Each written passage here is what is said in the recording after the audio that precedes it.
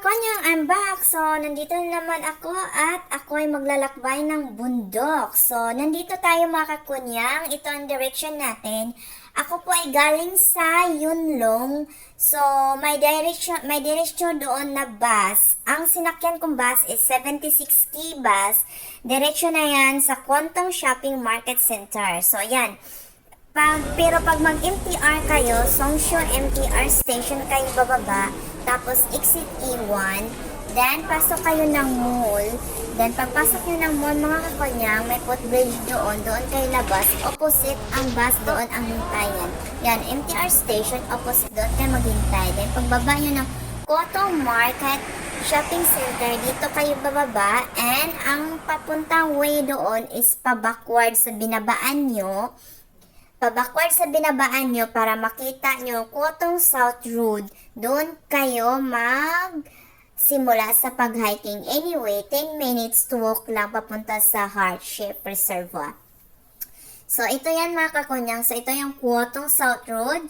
Walk straight lang kayo. Mamaya dyan daw tayo lalabas.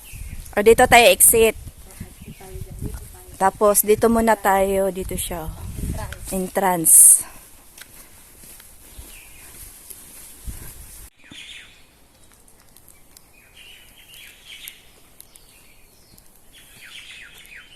Diretso lang.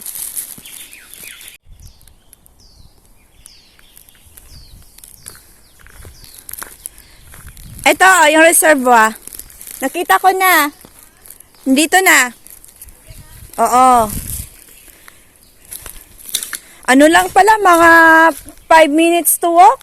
10 minutes. O, mga 10 minutes to walk. Yun, dito na siya.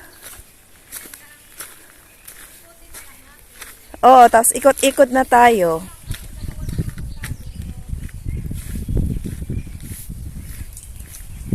Lapit lang. Ito na siya, 10 minutes to walk.